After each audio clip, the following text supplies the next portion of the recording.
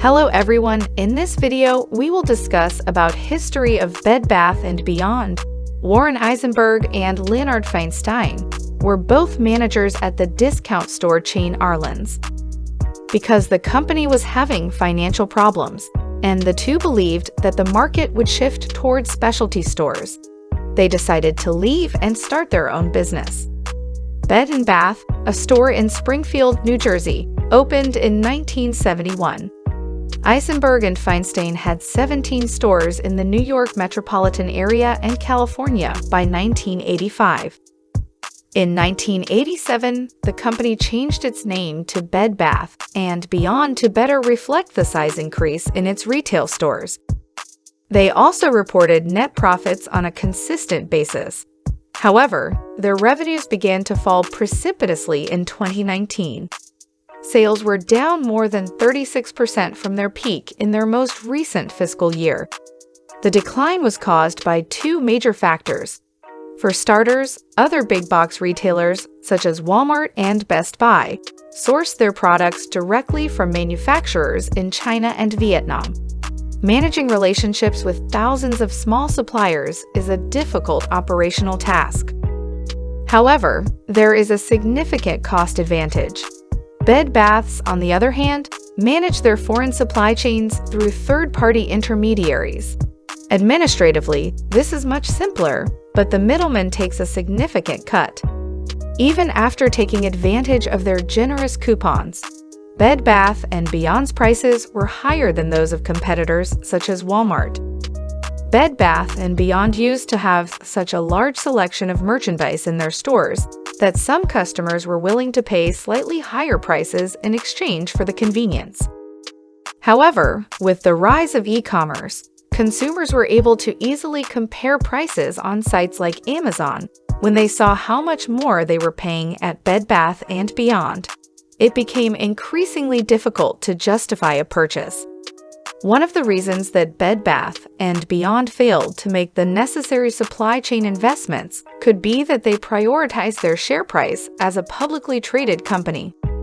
They succeeded in reducing their share count by nearly 70% over the last decade. Assuming the total value of the business remains constant, repurchasing shares will raise the share price. Their revenue and profitability declined so quickly that the share price fell. Their current market cap of $855 million is roughly one-tenth of the total cost of their buybacks. In 2019, 3 hedge funds purchased a 5% stake in Bed Bath & Beyond. They advocated for broad reforms, including the replacement of the CEO in November 2019. They got what they wanted. Bed Bath & Beyond fired its previous CEO and hired Mark Tryon, a former Target executive. Tryon had a grand plan to bring Bed Bath & Beyond into the 21st century. One of the biggest initiatives was to redesign the stores and decrease the number of items that they have for sale by up to 40%. The days of giant shelves stacked to the ceiling were now over. The new layout was far simpler. They also started cutting out the middlemen and buying products directly from the manufacturers. And finally, they launched a wide array of exclusive brands only available. I'm sure they like our table cooking brand. The pandemic, which forced Bed Bath to temporarily close many of their stores, significantly disrupted these turnaround plans. As customers rushed out of their homes, most retailers saw massive increases in profits. Unfortunately, this was not the case with Bed Bath over the past 2 years. In the most recent quarter, their revenue fell by more than 40%. Their revenue was only slightly lower than the trough during the COVID pandemic's outbreak. In the most recent quarter, their declining revenues resulted in exploding net losses. They report a loss of $358 million. Remember that they've squandered billions of dollars on share repurchases over the years, leaving their liquidity position dangerously tight. At the current cash burn rate, without a new round of financing, they could go bankrupt within a year. So what went wrong here? The push by Mark Trends to add new private label brands has significantly increased supply chain complexity. Furthermore, despite their efforts to obtain inventory directly from manufacturers, their prices were not competitive with those of other retailers and e-commerce players. At best, the stock price was clearly declining. Which brings us to Ryan Cohen. Cohen is the billionaire founder of the Chewy e-commerce platform.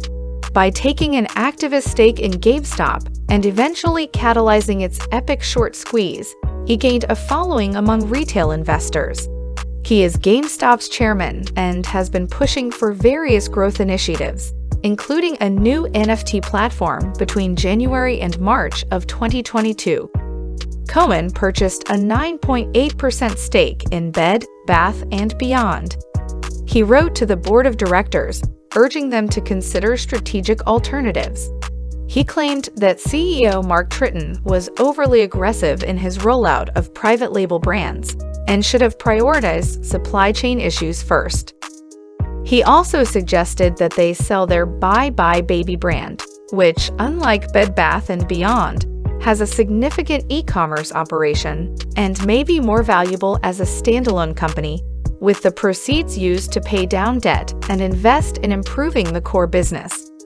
Cohen got his wish after the company reported a disastrous quarterly loss. Shortly after Cohen revealed this take, the stock price, which had been surging in recent months, began to fall.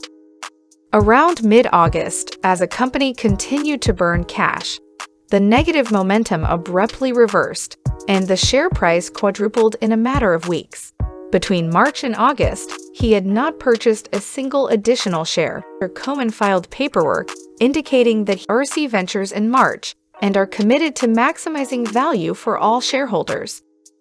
Ryan Cohen's investment firm, RC Ventures, provided few details about the constructive agreement. Will Ryan Cohen become more involved in the company in the future? Why would they issue a statement one day after Cohen filed paperwork indicating that he might sell his entire stage on August 18th?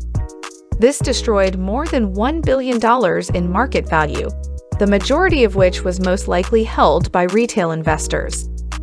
Ryan Cohen spent approximately $121 million to acquire a stake in Bed Bath & Beyond at the start of the year.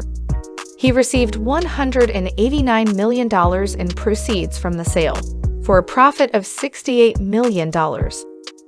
Given his popularity among the retail investor community, he stated in March that he had long-term strategic plans for Bed Bath & Beyond that could increase shareholder value.